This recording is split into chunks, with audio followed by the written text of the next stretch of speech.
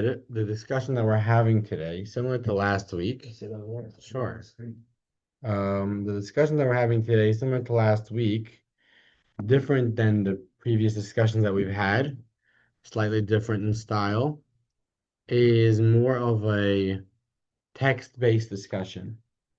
And the discussion that we're having specifically today is the Holy Land still holy?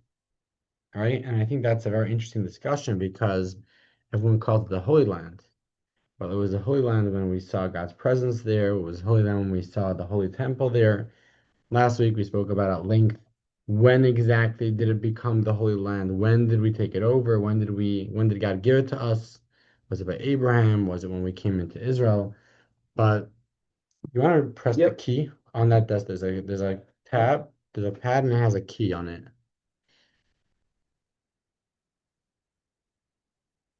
Perfect.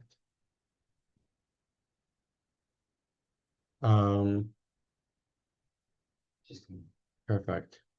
So the question over here is now that we're in, welcome. Thank you. Grab yourself a bite to eat. No, I will. So Food in there. What's that? Don't let it be untouched. coffee, tea, bagel. So the question is, now that the temple is destroyed, most of the Jewish infrastructure as it was, the biblical infrastructure, is not there. Do we still call the place holy? And this is a question on many levels, starting with, okay, I guess I'll let you see it inside. So let's begin with text number 1. We're going to start off with text number 1 for us. So this is a text from the Rambam, Maimonides. And I've told you before, I think we went through this last week, and Maimonides was one of the first people to go from the Talmud and create an actual halachic book, a work of halacha going through all the laws of Torah. And here, this is the laws about building the Holy Temple. And he talks about the holiness and the sanctity of Jerusalem, of the temple, and of Israel in general. Let's see.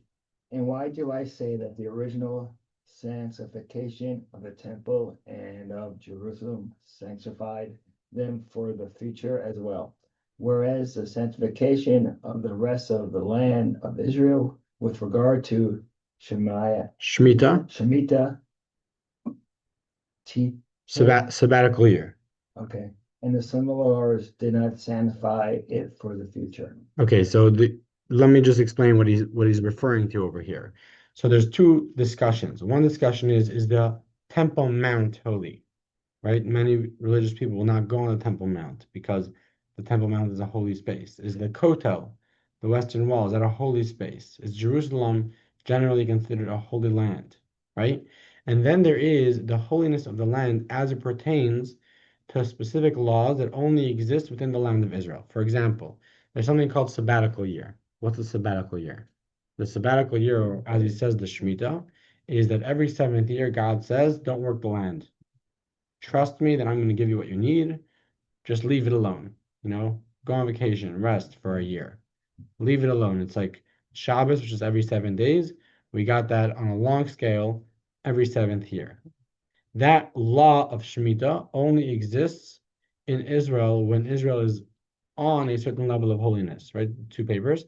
When Israel on a certain level of, the second paper is lined if you want to use it for notes as well. When Israel is on a certain level of holiness, that's when we keep the law of Shemitah. The same applies to tithing. So when you have a certain crop, there's a biblical law to tithe the crop. There's many different types of tithes, to the Kohen, to the Levite, to the poor person, etc. And many other laws that apply only to the land of Israel as it's holy. Says the Rambam that the Temple and Jerusalem are holy from the original sanctification of the land of Israel, whereas the sanctification of the rest of the land of Israel was not sanctified by the original sanctification. What does he mean by the original sanctification? So I meant to find a map. It's not easy to find these things, but there's two maps of the land of Israel, besides for the modern day map of the land of Israel. There's the original map of the land of Israel, and then there's the second coming. So in terms of our history, the Jewish people came into the land of Israel with Joshua. This is after they went through the 40 years in the desert, and Moses passes away. Joshua takes over. They enter the land, and they conquer a huge part of the land of Israel, not including Jerusalem, which we'll talk about later. But much of the land, much more than exists today. Um, I believe even Syria was possibly part of it. There was it was a much larger piece of land than the modern day land of Israel, and I wish I found the map of it, but I don't have a map of it. Um, what happened was, so first of all, David, fast forward, I don't know, a few hundred years, David became king, and he actually conquered Jerusalem. Um, Following that, the temple was destroyed many years later. The temple was the first temple was destroyed, which was built by Solomon, David's son, and the Jewish people are exiled from Israel. This is the first time since they came into the land with Joshua that now they're exiled and the Babylonians took over the land. Now it doesn't belong to the Jewish people anymore. It now belongs to the Babylonians. There's still some Jews living there, but it doesn't belong to the Jewish people. Only many years later close to 100 years later, did Ezra come back. This is shortly after the story of Purim. So the Persia has already become the superpower, and they took over the land of Israel. And at that point, Koresh, what's his in the English name for Koresh, and he's a famous king, but I'm not remembering his English name. I'll find it. Um, Oh, Elliot with an E. Oh.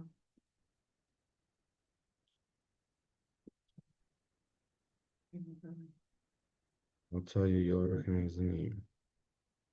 Um, Cyrus, Cyrus the Great. So I think there was more than one Cyrus, but generally speaking, Cyrus was a Persian king. And Cyrus was actually the father of Ahasuerus, who is the king in the story of Purim. He's also the grandson, I believe, of Ahasuerus, who later, both of them gave permission to build the Holy Temple. The original permission from Cyrus was removed by Ahasuerus when Haman came into play. And then it was returned by Ahasuerus' son, who was also the son of Esther, right? Who essentially was a Jewish boy. So at that point, when they got permission to rebuild the Holy Temple, Ezra, who was the leader of the Jewish people at the time, returns into the land of Israel with the Jewish people, with the permission of the government of the local government, and they rebuild the second temple. And this becomes the second coming of the Jewish people. This becomes the renewal of the sanctity of the Holy Land. So the question becomes the following. Ezra's, so to speak, I wouldn't call it conquering, but Ezra's returning to the land of Israel was much more limited than Joshua. Joshua's land that he took over, the Israel in the time of Joshua, was much larger than the Israel at the time of Ezra. Ezra was much more similar to the current Israel that we have today. Joshua included Gaza, which is not included in Ezra's space and other areas. With that said, the question becomes, which sanctity of Israel, if any, exists today? And let me explain. If none of them exist today, then we don't have the laws of Shemitah. Those laws of Shemitah, of Meiser, won't exist today. If they do exist, the question is which sanctity exists. If Joshua's sanctity exists, that means that those laws are applicable even to those lands that Joshua conquered but wasn't reconquered by Ezra. If that sanctity does not exist for whatever reason, only Ezra's sanctity continues to exist. So then only the lands that Ezra inhabited would be the lands that are still holy. Okay, we're with me? Okay, so And let's, that's the shape it is, or the size Yeah. it is today. very Yeah, similar. similar. Yeah, very similar. I think today you're talking about the borders of modern day Israel, so it's not going to be exactly the same, but it's very similar. Also the wars and what they gave, what they gave Exactly what back. they can't go exactly. That keeps going back and forth. So that's what the Rambam begins in his first paragraph over here by saying, why do I say that the original sanctification of the temple and of Jerusalem sanctify them for the future as well, whereas the sanctification of the rest of the land of Israel with regard to the sabbatical year, tithes, and similar laws did not sanctify them for the future. You follow? So this is the question, why the temple in Jerusalem remained holy from the time of Joshua. However, the rest of the land of Israel does not. And the question is why? Okay, let's see further. Go. Yeah, go for it, Tommy. Because the sanctity of the temple and of Jerusalem stems from the Shechinah. Shechinah, and the Shechinah is never nullified, as it says. And I will make your sanctuaries desolate. And the sages said, even though they are desolate, they remain in the sanctuary. The key. But the obligation of the land in the Shemitah and tithes is only because it was the national conquest. Once the land was taken from them, the conquest was nullified, and it was exempt from the Torah's laws of tithes and Shemitah, because it was no longer considered the land of Israel. And when Ezra went Oh, up, hello. keep going. Welcome, good morning. Perfect timing. And when We Ezra got- went up, he did Yeah. that, sanctify the land through the conquest. There's bagels, tea, coffee. Yeah. Through sanctify. Therefore, any place that the people who returned from Babylon settled and sanctified with the second sanctification of Ezra remains sanctified today. Even though the land was later taken from them and it was obligated in Shemitah and tithes as explained in the laws of Teruma. Okay, let me get to this in a sec because I realized that I didn't share my screen over here.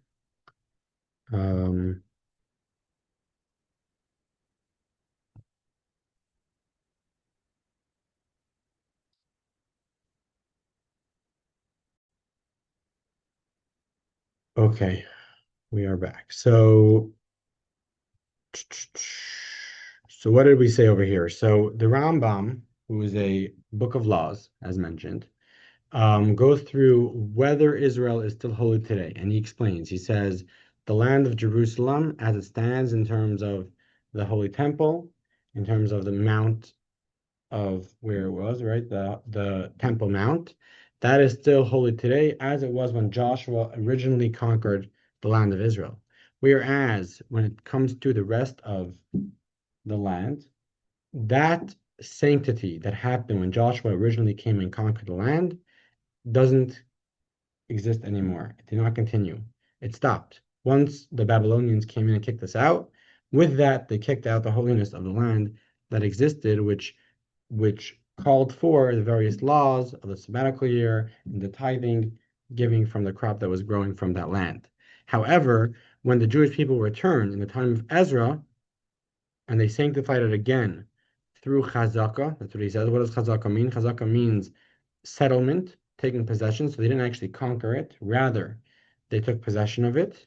In that case, it held. In that case, it continued.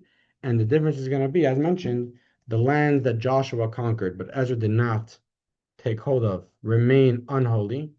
They remain regular lands outside of Israel, whereas the lands that Ezra did come into, they remain holy, which is why even today the laws of Shemitah do apply in most of Israel, most of modern day Israel.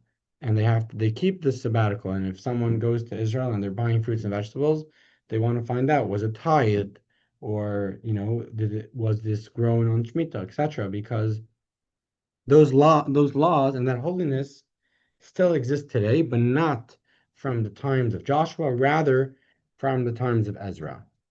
Okay, does this make sense? Are we with me? Mhm. Okay, So now to this day, they don't go ahead and get the crops. they don't work every 7th year. So the whole year they don't work, so they have Correct. to get the crops from somewhere else and import them. Well, they might import them, or they have stashes from the year before. You know, it's like a Yeah, system if of you can get those kind of products. nowadays. Otherwise- Nowadays, you could import, right? In back in the day, there was no importing, so they just had to trust God. You know, Survive on whatever you can get. Right. Facing machine. even today, the farmers are having faith in Hashem because they're not working during that year. It's literally a year off. So how are they like living other than on the So land? that's the mess. The whole idea of the sabbatical is God says, "I'll provide for you," Okay. and that's something that just like we don't work on Shabbos because we trust in Hashem. So Okay. it's part of being trying to connect to Hashem. So here comes the question, which is why would the first conquering of the land of Israel, namely the conquerment of Joshua, not have a lasting effect, while the second conquering of the land of Israel, which is the coming in of Ezra, which is the second temple, why does that have a lasting effect? And what the Rambam told us, what did he tell us? What was in the words of the Rambam? Why did he say Ezra does have an effect while Joshua does not have an effect? Anyone see that in text number 1, where he says that?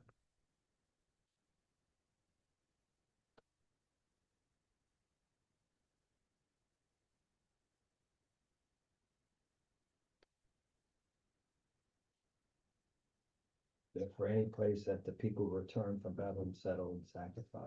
That makes sense.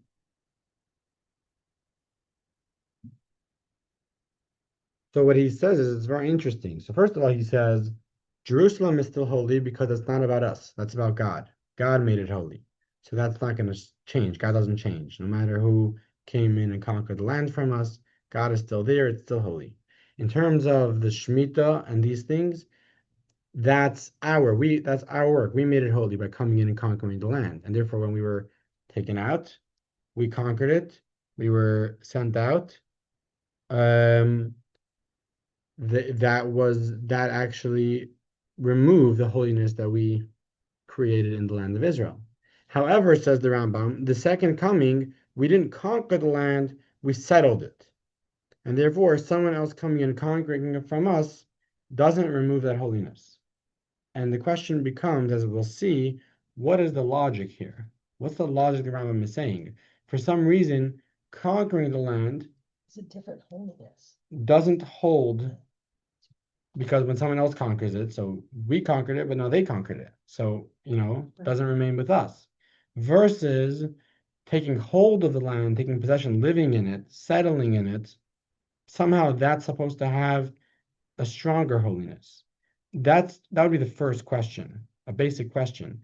The second question, which is a much stronger question, is even if you do explain for whatever reason that settling in the land is a stronger hold, and you can't remove that. In the days of Joshua, they also settled the land after they conquered it. They first conquered and then they settled in it.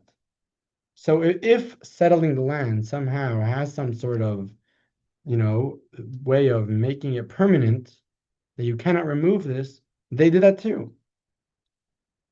Any thoughts about these two questions? Justine, you seem to have some thoughts. Oh, I think it's a beautiful concept. It gives you like a sense of stability in your life, that this is something that is tradition and will continue because of. Because it doesn't go away. Correct. Once it It came, can't change. Yes. right. Right. Well, that's good news for us because we came after Ezra. But Correct. imagine for the generation before Ezra. So the Jewish people were in Israel. The Babylonians come and they destroy their holy temple. They chase them out, and they ask, is the Holy Land still holy?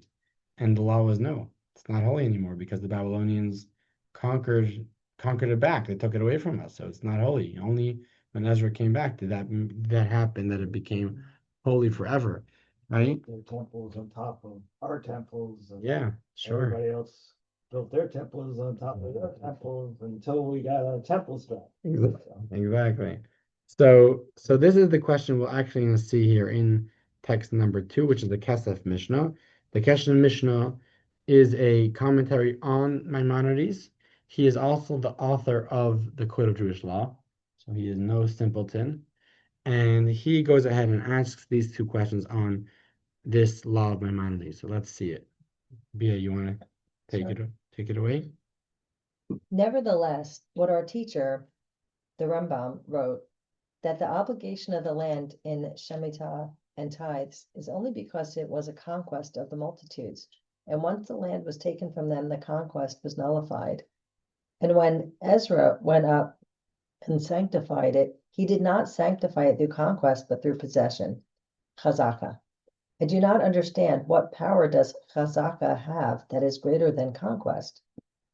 We should not say that. Why should we not say? Why should we not say that chazaka too is nullified once the land is taken from us?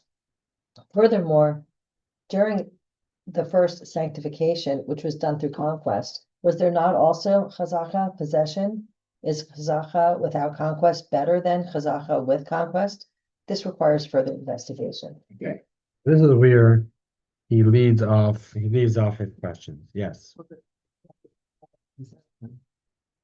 What is chazaka? Correct. In contrast to conquest. Okay, so what do you mean by that? I don't know the term, I don't know the definition of. So chazaka, this is what we spoke about last week, kind of what chazaka is, which is when you give a land to someone, when someone purchases a land from you. So how do you take ownership of that land? How do you show that you're the owner? When could that person say, oh, you know what, I don't want to sell to you anymore.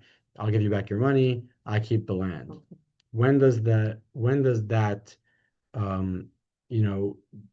turning over of ownership, when does that take hold?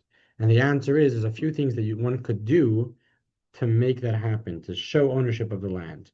Or another example I mentioned is if someone sees a land that's a no man's land, no one owns it, and they want to say, this is mine, no one else could come and take it.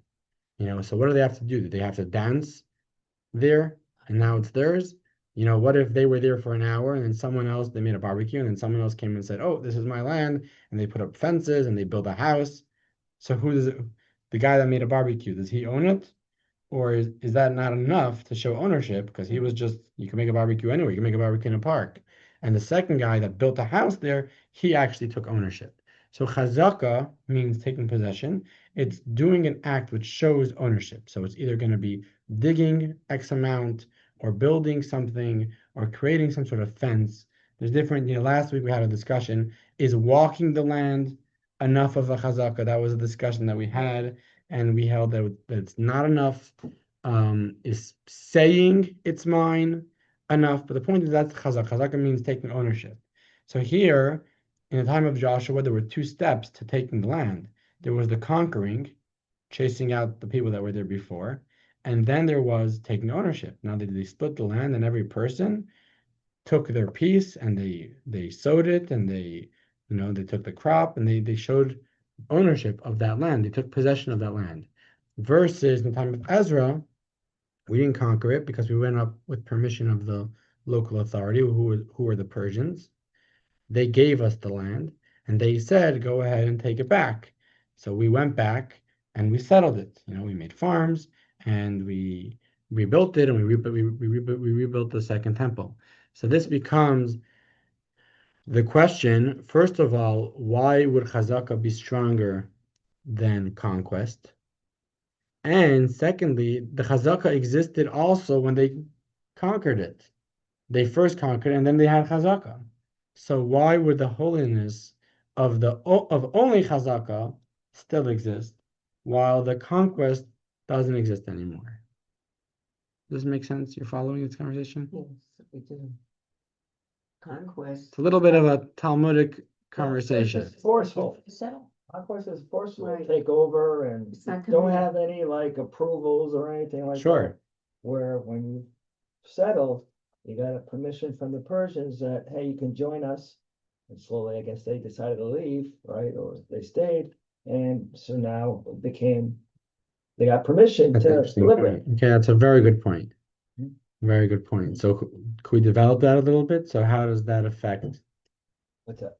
How's it affect? How does that affect this difference? That the first one, the initial one, Well, then doesn't there's last. force, one's conquest with force, and one is getting permission legally to say, hey, it's okay for you to move into these lands and build your houses or fences or whatever, and especially if no one else is living in that area, Conquest there's a takeover. is a takeover With- and it's an action where what's the difference between getting something and and and take no and it's an action where you're literally getting it, you're causing the action to take it over, or being given something, just handing it to you. It's a different mental state. I mean, whatever, to me, the value of anything that you have is not through a gift, it's through the work and the effort it is to achieve it. That to me is what truly is giving or getting in life.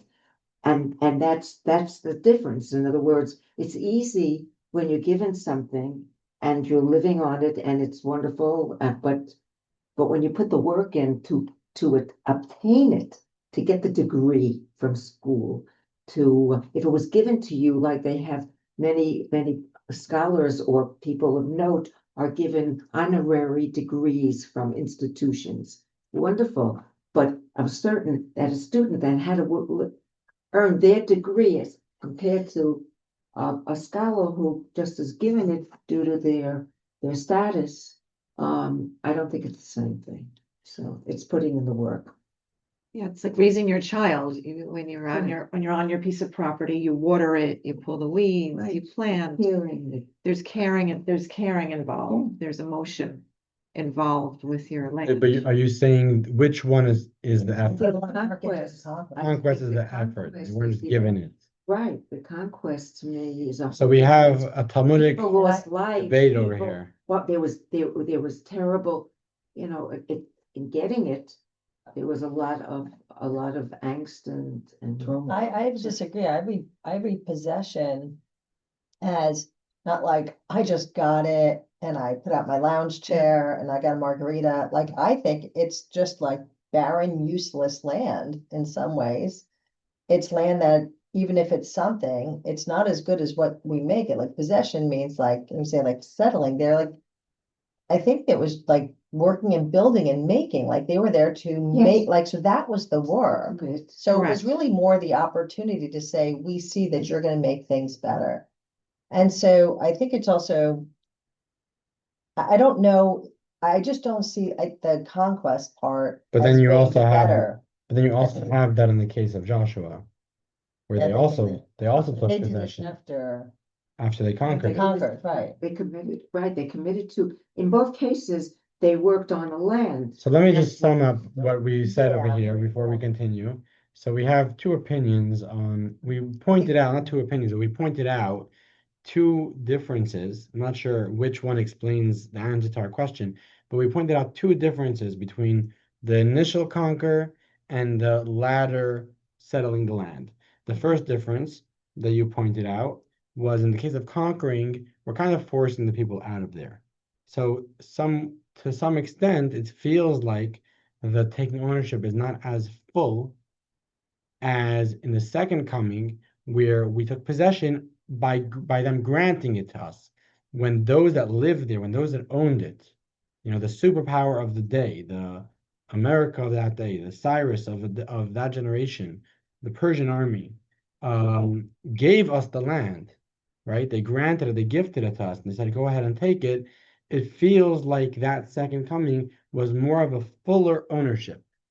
And that ownership, for some reason, cannot be taken away. Giving was I more. mean, if you That was one, again, that was, we're going through both sides of this. You also look at it and you go over and conquer, you might still end up being living there, but you're now under new rules and laws and everything like that, like in Ukraine, right? Where the Russians, own property and they lost property and then take over property and they keep putting their flag back and forth saying, this is mine, you're gonna abide by me, I'm gonna do whatever I want to you. And so there's a lot of issues that happen whether you stay or leave. So you're gonna have to choose, are you gonna stay and deal with this? Or are you gonna leave and go somewhere else? When you have to go over and give them permission, well, now you're saying, hey, go ahead and go by what your laws, your rules, was sanctified, etc., and make it beautiful. Right? So you're not being Okay. forced one way or another. You're doing it because of your Sure, sure. And then we had the other side of things with the other thought process here, the other differentiation, which I think is a great differentiation as well, which is when you conquer it, it's effort put in versus when you're gifted something, it's not effort. So effort comes afterwards. effort may That's come right, yeah, afterwards, and in both cases, the effort comes afterwards. Also, after conquering, that effort comes, right? That was the point that I made to BA. In the case of the conquering, they put in sweat, they put in Bullets. lives, they put in blood, and they took ownership. This is really there's the land of Israel. I'm saying no one's gonna argue with the fact that the ownership of Israel from the time of Joshua until the first destruction, when we had all the kings, we had King David, we had King Solomon, we had the monarchy of Israel, couldn't compare in terms of glory and kingdom and the land of Israel to the latter period where we didn't have that type of power because we were under a ruler. We were under the Persian rulership. We were given the land, but essentially they were the kings. I don't know if we even had our own army at that time. So you can't really compare in terms of how much they possessed the land. They took the land. They took it with their blood. They took it with their families. They took it in every way. It was their land, and the Philistines came and tried to conquer it from them, and there were other nations that came and tried to conquer it, and it was about them holding on to this land.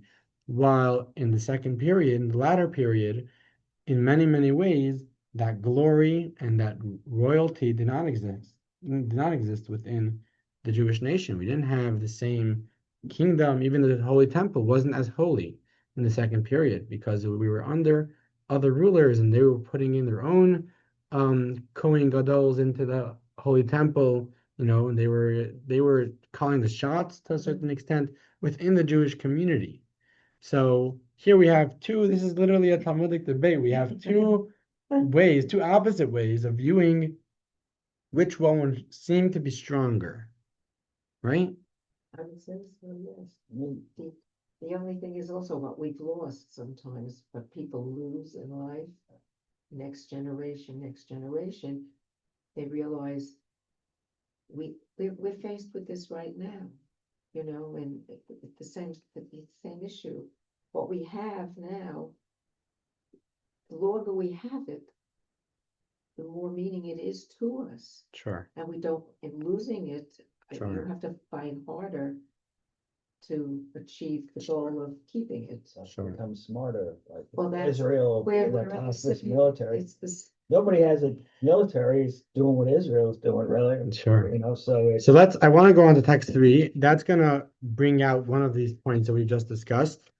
And then we'll see where this takes us. So text 3 is from the Tosfos Yom Tiv. He's from about 300 to 400 years ago. A very, very great rabbi, a great sage, a great scholar, and he came to answer the question of the Kesef Mishnah. So just to sum it up again, we had the Maimonides who said that Joshua's conquest does not pertain anymore, does not hold anymore, versus Ezra's taking possession does. And he said because that was a conquest versus this is a possession, the Kesef Mishnah asked, why would a conquest be less than a possession? Question number 1. Question number 2 is they also took possession at the time of Joshua. So we have those two questions from the Kesef Mishnah. And here, the Tosfos Yom Tov wants to answer that question. Go for it, Justine. Number 3. And it seems to me to answer that the Rambam holds the conquest of the land by non-Jews, nullifies the Jewish conquest, whereas this is not the case with Kazaka, settlement possession. possession, since this was done with the permission of the Persian king who gave them license to possess the land. Therefore, a later conquest does not nullify a kazava that was granted with the consent of the giver. Interesting. So he wants to explain that the reason why that still holds today is because in the latter case, it wasn't just about the fact that they took possession, but it was more about, like we spoke about, like Tommy said, who gave it to them, right? In the case of Joshua, we took it for ourselves. So then someone else comes and takes it for themselves, we lose our ownership. Versus in the latter one, we were given it, and because we were given it, that cannot be taken away from us. Does that make sense? A little quick bit? question though, Yeah. so I understand about the possession and everything like that and giving. So what about the Persians that were living there? They weren't told they had to leave, right? They just basically said, well, now anywhere where there's not a Persian living or somebody else living, because they're not conquering and kicking them out, that they'll live along with them. And is that basically how? You're saying the fact that they didn't kick out No, the but I'm people that saying were is, living there. imagine that the king didn't say, all right, now you Persians have to leave. Right. Well, probably, as far as I'm concerned, I don't really know, but as far as I'm concerned, generally speaking, the Jewish people were living there, Yep. but they didn't own the land. Yep. Right. So here, a big part of it was you had a large Jewish population in Israel. You had a large Jewish population outside of Israel in the diaspora. And here, the king said, hey, Jews, gather back together in Israel and you'll build, here is the land, take ownership, and you could build it up for yourself. Right. So I don't know. So where did the Persians leave? I Did think they at lose the ownership? large majority, the Jewish people were still the ones that were living there. Oh, okay. That's why that would have been the land that he would have It's granted to basically them. like the Romans, when they took over wherever, they didn't live there, and then they eventually said, I'm not gonna deal with that kind of stuff. Exactly, And now exactly. you Very take it similar, very, very similar. Even when in the times of the Romans, right? Many of the Jews were remained in the land of Israel, even though it didn't belong to them and they were I- persecuted and all those stuff. Sounds like it's that instead of it being a self-attestation, we conquered, we own, it's ours. The other is, it's like a third party, I'll get someone else's, so the validity is outside of our own. jurisdiction. Yeah, I think it's something about like, anyone can say, yeah, me, no, it's me. But I don't know, is that Like that significant difference? And that's what- subjective Yeah, versus objective. thank you. But also you gotta remember, so what Rabbi said is, the Jews have been living there, they just been told basically it's not theirs, they're basically living there. And then all of a sudden they're given the permission and the license to say, okay, now make it your own. So it's basically all these other people came in and took over, but most of them weren't there. It was just saying, I'm strong, I own this part of the world and I own this, but they weren't living there, they weren't working it and stuff like that. And so finally the person said, you know what? You've been living here dealing with all this shit for all these amount of years after, first takeover. You deserve it. So I had to make it real.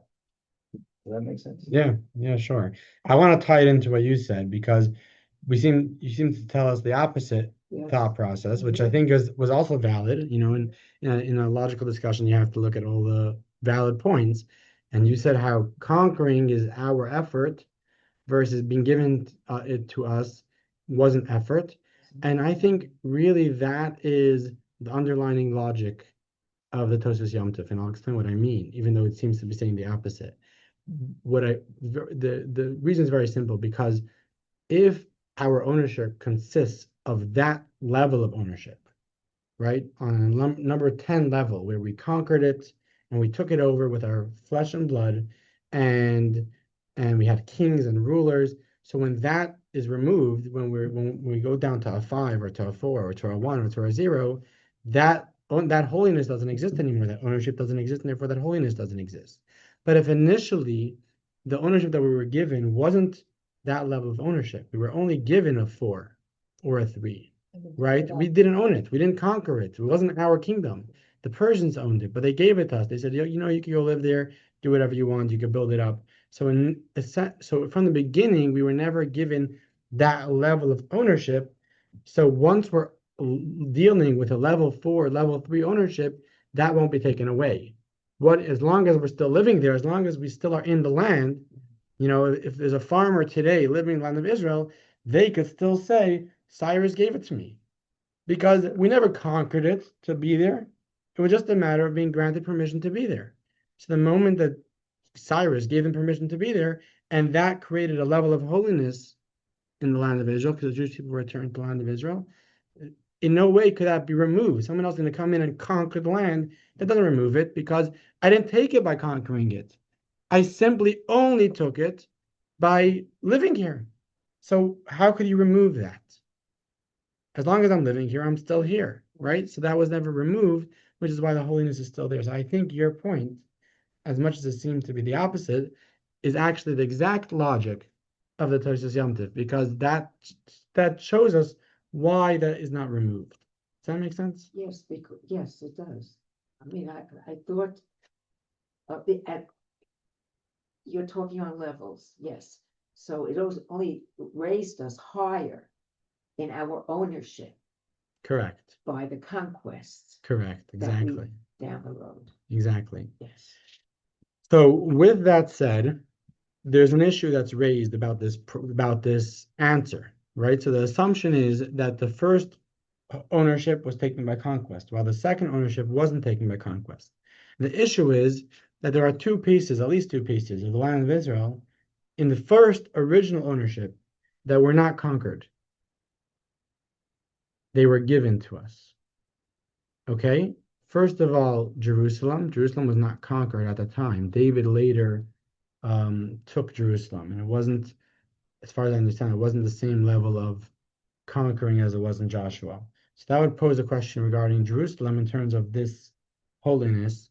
Why would that also not continue till today? And more importantly, we'll have the story of the Givonim. So as we'll see it inside, this is a quote from Joshua chapter 9.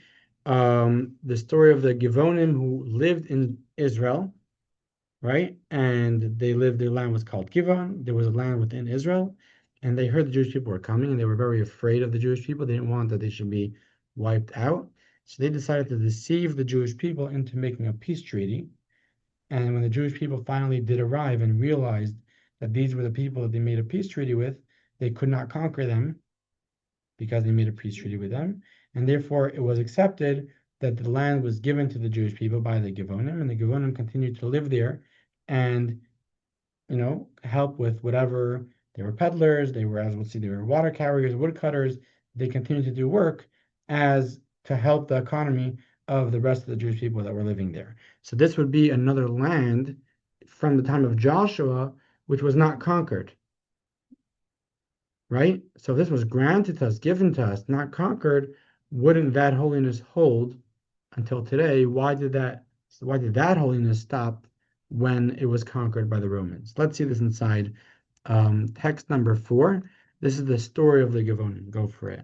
Okay, but the inhabitants of Givon heard what Joshua had done to Jericho and to Ai. Is that Ai? Yep, that's I. And they also acted Not to be confused with AI.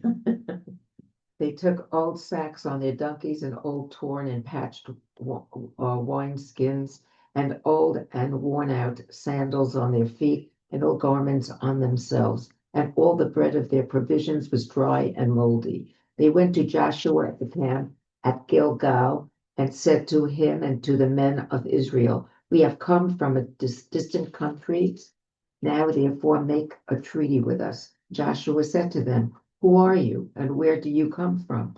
And they said to him, "From a very distant land your servants have come because of the name of the Lord your God. For we heard of his fame and all that he did in Egypt and all that he did to the 2 kings of the Amorites who were beyond Jordan. So our elders and all the inhabitants of our country spoke to us, saying, 'Take provisions with you for the journey and go to meet them. Say to them, we are your servants. Now then, make a treaty with us.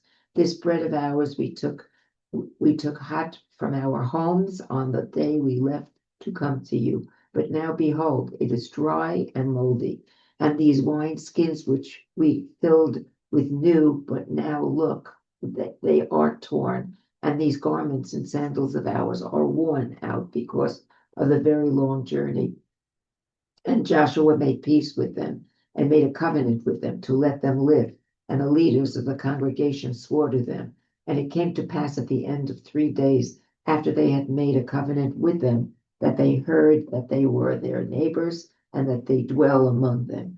But the children of Israel did not strike them, because the leaders of the congregation had sworn to them by the Lord of Israel. And the leaders said to them, let them live.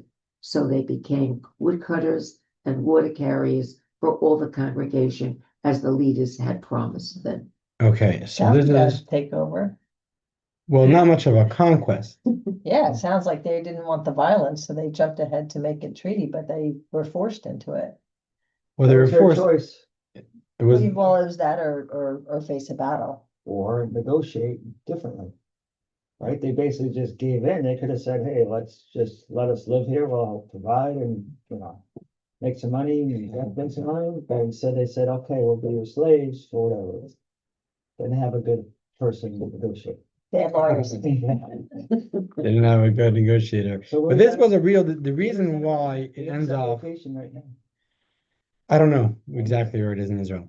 The reason why this, the reason why the story ends off this way, the Jewish people were not very happy with them, was because they were very deceiving. If you read the story, they brought moldy bread and they said this is fresh bread, meaning essentially from Jewish law, their oath that wasn't binding, because it was a deceiving thing. If I sell you a wallet with or a cup of coffee, we were speaking about last week. If you sell me your cup of coffee and then there's no coffee in it, you give me back my money and I give you back the cup, because that's not a honest deal. It was what's called a mekach. It was a mistake. This was not what we made up. It was deceptive. So for the Givonim to show up and say, we don't live in Israel, we live many miles away. As you could see, our bread is already moldy, and when we left our land, it was hot and fresh, and our sandals are torn, and when we left, it was brand new shoes, and look at our clothing, and it's all dirty. And really, they left their houses that morning with that exact garb, with that moldy bread. They took all that old sacks and the wineskins and everything, and they made like they were on this long journey. And that's why the Jewish people made this peace with them. And now they showed up and it was like, no, we didn't make a peace with you. We made a peace with, right? So essentially, they didn't have to hold their side of the deal, but they went ahead and they said, you know what, guys, we did it. We don't want to go back on our word. We made a promise. We said God's name. We don't want to, we don't want to go back on that. So we'll let you live here. We'll keep you alive, even though God said initially that no one should be living in the land of Israel other than the Jewish people. He wanted that we should chase everyone out. But in this case, the Jewish people said, we made a promise. We're going to keep it. So the question is, as you can see, this is actually from AI in this picture. I don't know. I have a feeling that the Jewish people did not look like that in the desert. Where'd you get that? But in any case, the question is, how does the Tosfos Yom Tif going to answer this question when his whole approach is the fact that we did not conquer it, and that's why it remains ours, while seemingly in the Givonim case, we also did not conquer it. It wasn't an actual conquest.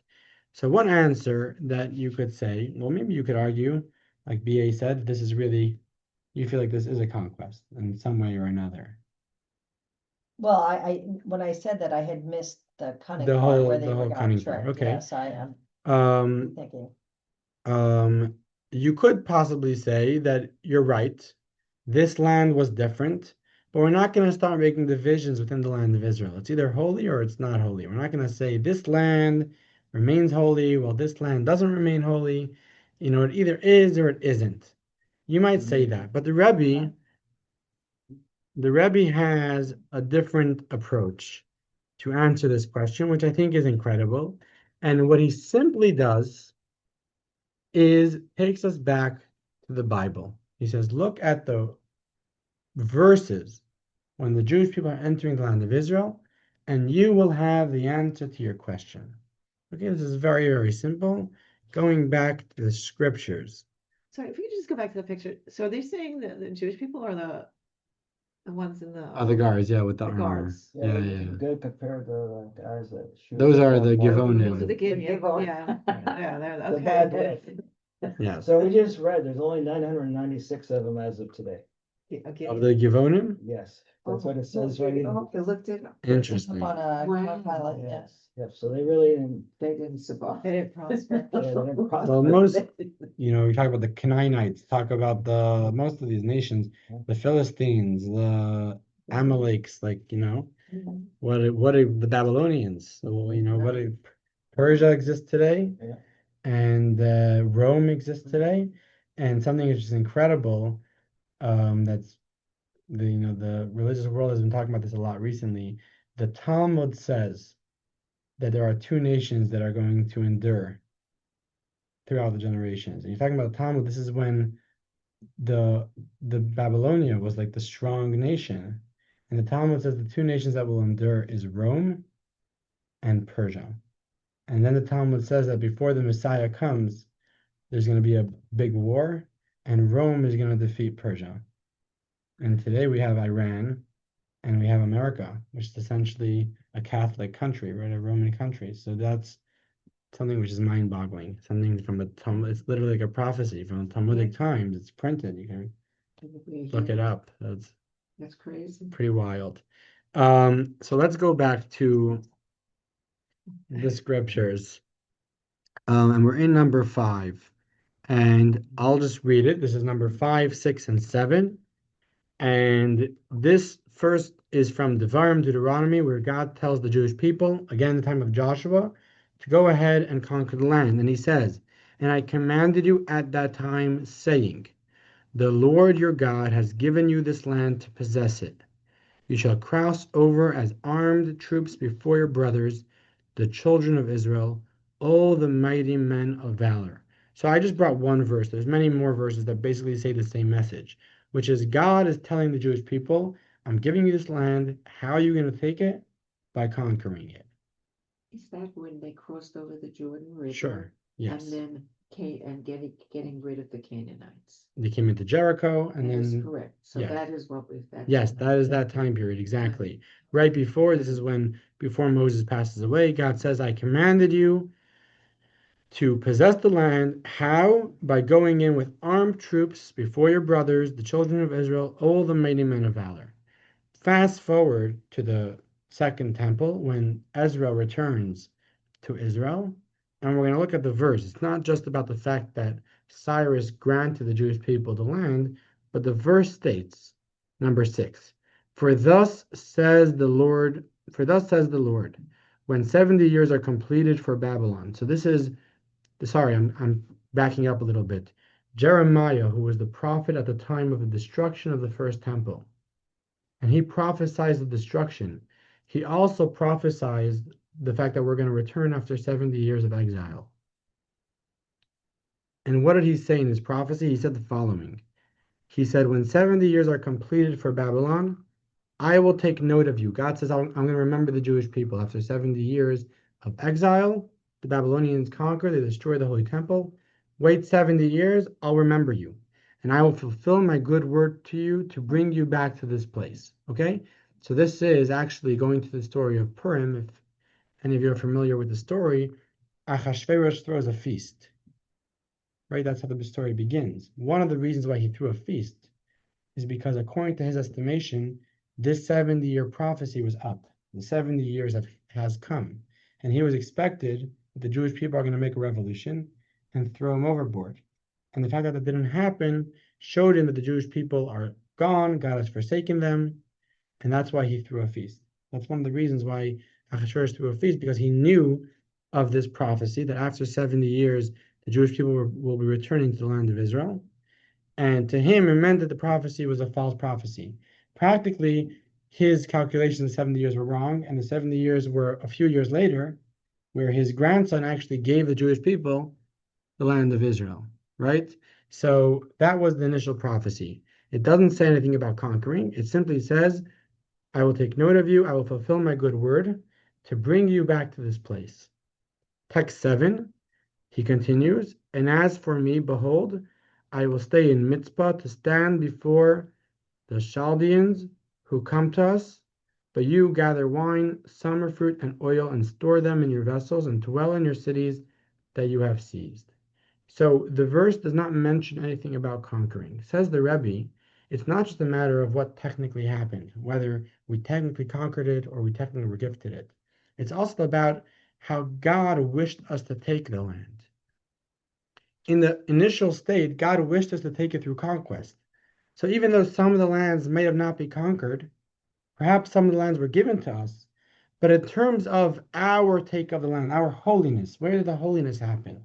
God said, I will make it holy when you conquer it. So technically, some of those lands weren't conquered. But all in all, in terms of God's perspective, this was a time of conquer. Versus in the latter situation, it wasn't just that technically we didn't conquer it, but from God's perspective, where God wanted us to take hold of the land and thereby make it holy, had nothing to do with conquest. It was simply God saying, live in the land and it will be holy. And therefore, that still exists today because that can't be undone. Again, just because we didn't conquer it, so by someone else coming in and taking it from us, that doesn't undo what we've done. Okay.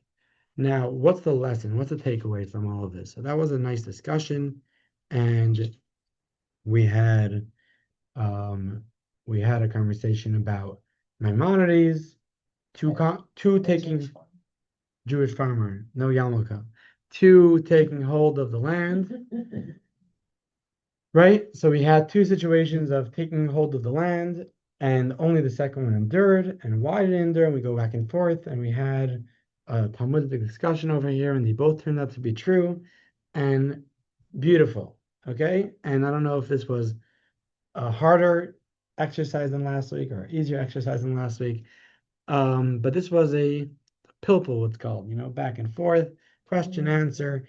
And what's the takeaway? What's the lesson that we can learn from this? So the reason why I have a cow on the board is because we know we've discussed this before in one of these classes that in terms of ourselves, we have two souls. We have our godly soul and we have our animal soul. And when it comes to serving God, or we could say our soul and our body, you could say it in that way. We have our godly desires, our godly strivings, and then we have our animalistic, regular life, survival mode type of stuff. And in terms of service of God, we could approach it in two forms. When we serve God, we could kind of fly with our godly soul and leave our animal soul behind, kind of ignore it. I'll give you what you need later. I'll give you the pizza later. But right now, I want to go to a Torah class, or I want to daven, or whatever it is.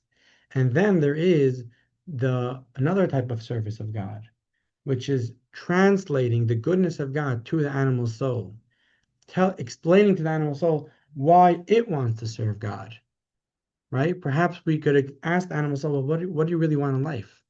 You want peace? Do you want happiness? Do you want a sense of fulfillment? Do you want a sense of companionship, of friendship, of validity? Well, all those things God gives you, and that's obviously a process of explaining that to ourselves, recognizing that what God gives to us is not just our godly soul being fed by God because that's what it wants, but also, in addition, those animalistic desires that we have could be fulfilled by our connection with God.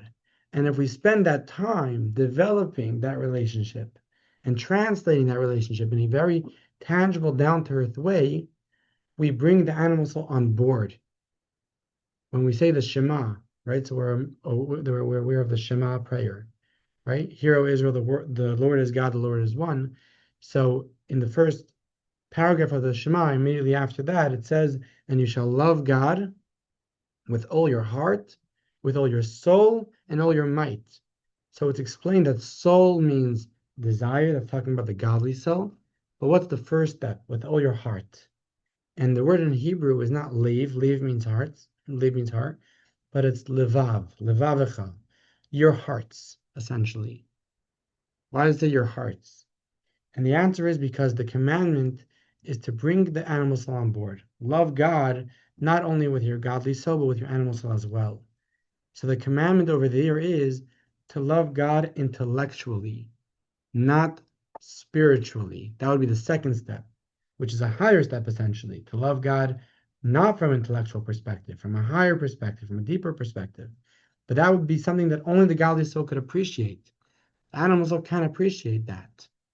But the first step is bring your animal soul on board. If your animal soul is on board, then you have many things. First of all, you brought your animal soul on board, but second of all, it will last. It's not going anywhere. And that's the lesson that we take from this story. In the case when we conquered Israel, we came in, the Jewish people, we conquered Israel.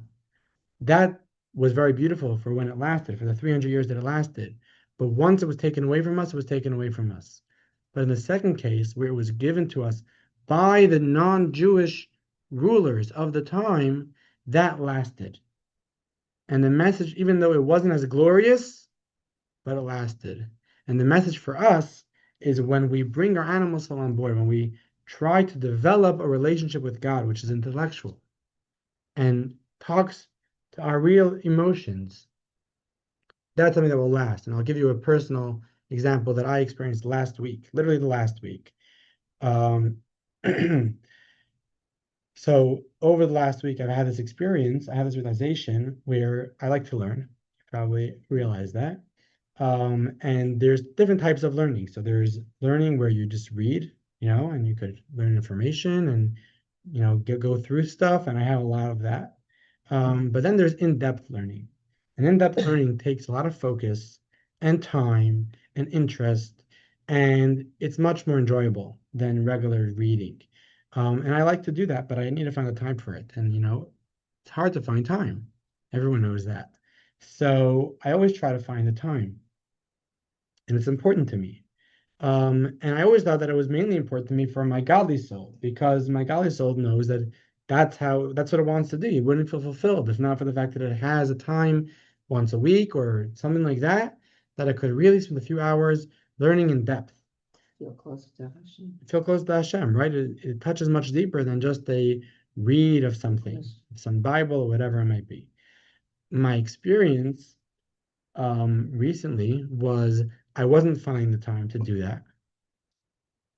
And what I found myself was in spare time, I'm not very big at looking at the news, following the news. What I ended up doing in spare time that I had, it was 15 minutes here, 15 minutes there. I ended up looking up the news. I would go on YouTube and I would find some sort of conversation about Iran and Israel and whatever was going on. And it was interesting, right? And that's how I filled my time. And I found myself going to sleep at night and I was like, I don't feel fulfilled. I don't feel happy, right? So nothing, I wasn't depressed, but I was just regular. Like I'm not ecstatic about life. And then, thank God, I ended up becoming interested in a certain topic, which was a huge topic, a very vast topic, and I was flooded by this interest. And I ended up not having time for anything other than looking into this topic in Torah and searching up commentaries and finding different things that it said and piecing pieces together. And I didn't even have enough time to really put the whole puzzle together. But what I did find is that for every day that I did that, for that entire week, I was ecstatic. I was so happy. I was so fulfilled. I was just like, life was so good. Shani, my wife, would be like, wow, I'm so happy that this is working out for you, because I was just in a good mood. Like, did you have a good day? I had a great day today because I spent 20 minutes in this in-depth study.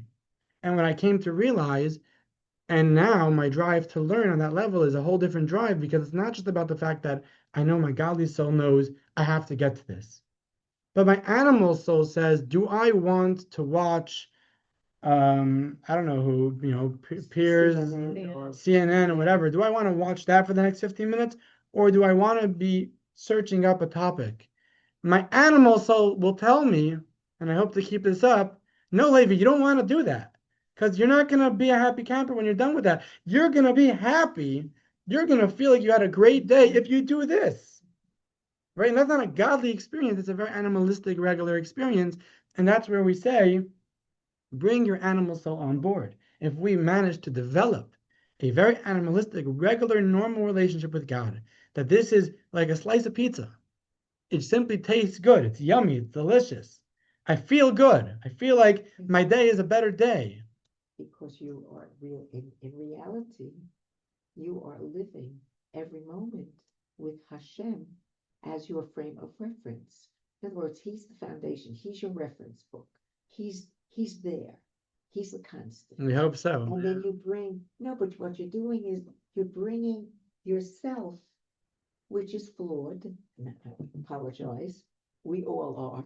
Sure. No, of Because course. We won't tell you which the We- flaws are. No, but we are Just that all, we're all flawed. we are all flawed in Sure. same headings. There are headings for these flaws. Flaws, sure. But within ourselves, it's connecting our realities, which are concrete here, that are affecting every one of us, to Hashem, where we're taking that spiritual part that is there, constant. It's like this pen for me. It's there. Then from there, you're departing by living. How do I take both these concepts and merge them into something that is beneficial for your life Mhm. as a major, that this is the solid rock. These are my values. This is what I believe. And you connect, and you're closer. You're much closer. It's not just an intellectual idea. You can think intellectually through reading. You're a very intelligent person. You get ideas. Those are also wonderful things. But when you believe spiritually in something greater than yourself, and that is your frame of reference, and you're connected like a friend, like somebody, like a mother, like a father, like a caring, somebody who is really in your life, you always have that as your sounding board in order to take life's experiences and current events of what is happening now and connecting it to the spiritual, because you see what right is, you see what wrong is, you see history that's preceded all of this that's happening right now. If you don't, because I get very passionate about when I see certain things, and right now I feel we are in such a sensitive position, like history now. Rabbi Schneerson, I saw a film at Chabad where he had said in the film, you are at a turning point now in history.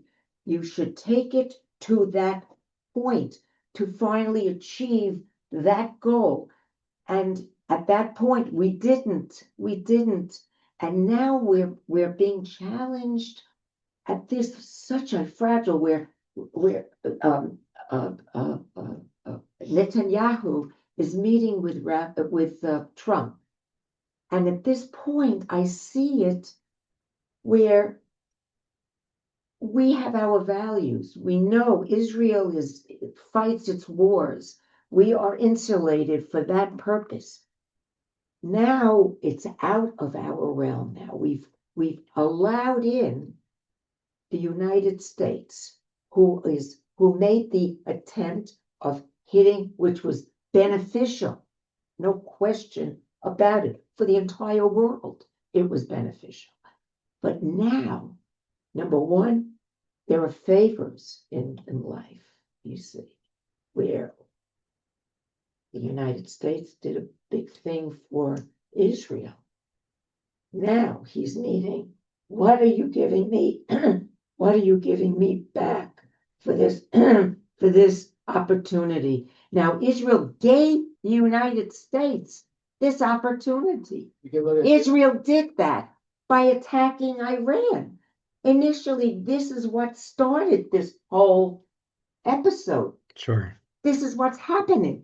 So now it was phenomenal what America did.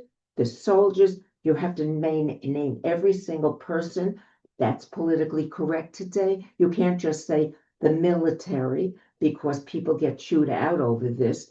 But Israel was not heard. It was Israel that was the stimulus for everything that just occurred. Because without that as a vehicle, why would we be doing this? I mean, arbitrarily, we'd be picking up planes and sending them over to Iran, attacking Iran. If this never happened with Israel, would we now in the United States be attacking that site in Iran? Never. They It could, never would have happened. I don't see where it would have happened. Israel took the first step. Israel technology and know-how They did what we couldn't really do, and they took out all the freaking Whatever. shooting the missiles and everything, so we could come in and say we're the heroes, drop our bombs, and say, well, we devoured everything and But- nothing's there. But in reality, they're saying, well, you're But- three, you know. So it's kind of But- who knows what happened. But now, this is, I could touch it. That's how I feel. But what are we gonna do about it? What are me, What what is is, Netanyahu? no, what am I gonna do about it? What are we gonna do about it, sitting at this table? Okay, what? Okay, that's a good question. So, I mean, I look at that all the time because I see my friends getting all sorts of heated, which is great because everyone cares so much, and this is a huge topic. But we also have to not let this affect our own health and recognize, like, so I think this parallels what Levi was just saying about, like, you're getting your animal soul to be engaged in sort of the godly work, right? And Correct. so you could, we could look at all those things and we could just be angry for hours. We could be angry for 10 minutes or we could be angry for hours. But you could take maybe after the 10 minutes, the rest of the time and put it towards Be constructive. these things that give you more meaning, that bring Hashem here. And that also empowers Hashem, because when we are with him, we trust that Hashem is in control, like has its plan, so it's almost like it's like doom scrolling, right? I mentioned and switch before it that- over to like, where can we put our energies? Yes. And so for me, like coming here, and doing these kind of classes, going to the morning things, like getting my head reset each morning with Yeah. like those, Arnie's class and whatnot. Like, and the other thing was, we talked about this during the Bebas mitzvah time, and when we were trying to find something good and realizing, like, we get to do something because other people can't. They don't have the choice to come to shul. They're in caves. They're being held hostages. Like, what are the things that we can do? We could do those things that other people can't do. And that just draws us all, because we're all connected. We're all close. So, I mean, that's what I mean. Like, where do you, it's like that, what was the thing with the butterfly can change the whole world of wind or whatever? The Rebbe always said how King David, One little thing. who was one of the greatest kings that we've ever had, he had two parts of his army. Half the army were warriors, and the other half of the army were Torah scholars. And they would go out to war. Both parts of the army would go into position, similar to the fact that you'll have people behind the desk and you'll have people on the front lines in an army, right? In today, in modern Jewish history, we have our warriors who are in the front lines fighting the battle, but then there's the rest of us. And we're not just onlookers, we're not just family to those people, but we are actually part of that army. We actually have a part. When we do a mitzvah, there was an initiative that someone made about adopting a soldier. When I look into it, there's a concept called adopting a soldier, where you could opt in and they'll give you a Hebrew I name. birthed one, I don't have to adopt one. There you go. That's great. But they give you a Hebrew name, and you could, that's a name of a soldier that you could do your mitzvahs for. And we're really one body, we're really one corpse, we're one body. And when we do a mitzvah, it's not a separate entity. It's not, in this war, especially the soldiers were constantly saying this. They said, we feel the prayers. They said, we're going into Gaza, we're going into Lebanon with a different level of feeling of security because we feel like the Jewish people are behind us. And that is our strength. That is our energy. And that's a real thing. That's not something that we could do practically to be involved in this. And because I want to finish off because time is ticking, and I just want to end this off with something sweet that I think will be enjoyable, which is in continuation to this whole conversation about the land of Israel and the holiness of the land of Israel. There's another conversation which is about leaving the land of Israel. And I don't know if people know here, but there's a law in the Code of Jewish Law, which is essentially applicable till today, which is that if someone lives in the land of Israel, they're not allowed to move. You're not allowed to move from the land of Israel. Why? Because it's a holy place. And because of the holiness of the land of Israel, you're not allowed to leave that holiness. I'm actually going to show you real quick a video of the Rebbe where the Rebbe was asked why he never went to visit the land of Israel. Okay, the Rebbe loved the land of Israel and was very involved in the land of Israel, but he never visited the land, ever. Because they can't leave. And someone asked him, why don't you leave? And I'll show you this video. Marvelous video. I like the screen. Yeah, it's a nice screen. That's why we're here. Let's see. כבודו, והתייעצתי איתו על הקמת מפעל. Who in our congregation opened up this office to us? This is Cotter Law. Jesse Cotter is a Jewish Jesse. lawyer Uh-huh. from Manhasset. Or in the house like it, I would say that I'll have to. על בארצות הברית. For Washington. No, no, Okay, no, so I no. don't know. I I don't know if there's someone in our group or something. how do I get this to? And I can't believe no one in this room also see you want close to me. Yeah. Would you know how I could get Go to those sounds settings to right work? there. Go to settings and see No, if this is the not volume's gonna on. be. Oh, you go to audio? No, it's regular. When you're הברית יש לנו מפעל לציוד ביטחון. and then reshare, make sure you're sharing the sound. Or you're just not getting any sound in general. I'm not getting sound. Are from you, the See screen. where the Is this volume's off? down below? Yeah. Is your volume button down there? וכבוד הרב יעץ לי לחכות, כי המצב לא כל כך טוב. No, that's all. חיכיתי אכן שנה. With the I screen mean, there's a itself. volume button. There's sound mixer if you just want to, in your, Go over and see if it's in on. your computer, do you have sound on anything else? ובאמת כעת I have sound. Let me see. Let's Just see if your sound works on anything else. when am I playing the sound on? That's a good question. This will probably do it.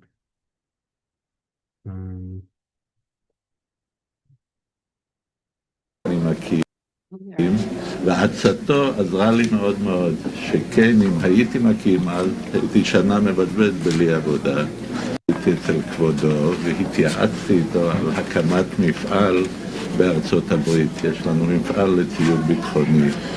וכבוד הרב יעץ לי לחכות, כי המצב לא כל כך טוב. חיכיתי אכן שנה, ובאמת כעת אני מקים, ועצתו עזרה לי מאוד מאוד, שכן אם הייתי מקים אז הייתי שנה מבזבז בלי עבודה. אז אני באמת מודה לכבודו שיעץ לי את העצה הטובה. אבל את מקים את המפעל. עכשיו מקים בבלטימור קאונטי, ויש שם יהודים חמים ומצוינים ונעסיק אותם שם. וגם את תסבליס נצחם יותר ונותנת מילה. נכון, נכון, נכון. אז אנחנו מבקשים הצלחה. תסבליס זה והמילה. תודה רבה. ודבר אחרון, כבוד הרב שליטה, אני מבקש בקשה אישית בשם עם ישראל בארץ ישראל, תבוא לבקרנו, תקיים מעט את המצווה הרביעית של ספר המצוות של הרמב"ם, יישוב ארץ ישראל, לשבוע שבועיים כבוד הרב, אני מאוד מבקש, זה יועיל לכולנו לחזור בתשובה שלמה, גאולה שלמה, ואולי יזרז את ביאת המשיח. אנא. אם תכתב לי תשובה, אשר על פי ההלכה מותר לי לחזור לאחר חטא בארצות הברית, שלא לעזוב היהודים כאן, אזי אודם בזה עם התשובה שלו, היא בתריקת גמור, וזה פסק הלכה, כי לעזוב כל היהודים כאן, שהם שלושה מיליונים, יותר משלושה מיליון. והיא אשר היהודים מארצות הברית, והיהודים מרוסיה, חלק מהם מתיישב בארצות הברית.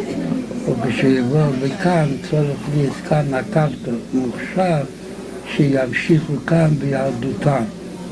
ואיזה בעיה קלה כל כך שאפשר למצוא פתרון, גיל יהיו במקום אחר והם יהיו במקום אחר. והיות הלוואי שישמעו לי קיידי כשאני אהיה בסמיכוס מקם להם. אם אהיה בארץ אחרת במדינה אחרת, אפילו במדינת ארץ ישראל, אבל בישמעו לי קיידי כי ימרי שתהיה להם בארץ הברית, והראיה שאני עזבתי ארץ הברית ואני מסחרית על זה. לא מעניין מה שהסחרית על זה כי כאן נשארים 3 מיליון יהודים ובלבד שהם יבקשו איזה בכל העניינים האפשריים. בשורות טובות וברכה רבה. That's why he didn't go. So I thought it was appropriate to show a video because today is Gimel Tammuz, which is the day of the Rebbe's passing. Yes. Very powerful day. But what I wanted to mention about this, that concept of not leaving Israel, is there's many discussions as per what exactly is the reason not to leave. What exactly is the holiness that is holding us back from not leaving Israel? There's 3 reasons why one is allowed to leave: to look for a match, or a shidduch, or for business purposes, money matters, or to study Torah. That would be the 3 reasons why someone's allowed to leave the land of Israel. Otherwise, the law, Jewish law, is not to leave the land, not to exit the land of Israel. And the question becomes, why exactly are we not allowed to leave? What exactly consists of the holiness? So there's one opinion, which is an interesting opinion, and I'm bringing it up because I think it's a practical thing, that says that the reason why we're not allowed to leave is not so much about the holiness of the land, which is what we discussed until now, but because it's an area of Jewish people, because it's an area which has a lot of shuls and a lot of Torah and a lot of Jewish people living there. So that itself, the fact that it's a space of Torah, a space of holiness, a space of Judaism, that itself makes it a holy place, and that's why one is not allowed to leave the land of Israel. And the takeaway from that to us is, one time there was someone that asked the 3rd Chabad Rebbe to travel to the land of Israel. He said he wants to move to Israel. So he said, why do you want to move to Israel? He said, it's a holy land. I want to move to a holy land. And the Rebbe told him, he said in Yiddish, Machda Eretz Yisrael, make here Israel. Make your space, make your home a holy space. For whatever reason he didn't want him to move, he said, instead of moving to a holy land, make this space a holy land. Right? And as I just mentioned, if the holiness of Israel is partially because of the Judaism that is there, because it's full of Yiddishkeit, full of Torah, full of mitzvahs, full of good deeds, so that's something that we could do within our own homes. Each of us could make our own space, our own surroundings, our own conversations, our own homes, our own, whatever it might be, day in, day outs, our Sunday, Monday, Tuesdays, we could turn that into Israel. We could turn that into a holy land. We could turn it into a holy space. And that's the takeaway that I want to take from today. Beautiful. Thank you. Okay, thank you for joining me. Yeah. My pleasure. So mind twisting in the beginning. I'm like, okay, when am I gonna grab onto this concept? Because you're saying, okay, leaves this, what's that like? I must be a moron. And also I'm like, oh, I got this piece. Why got that piece? They have to be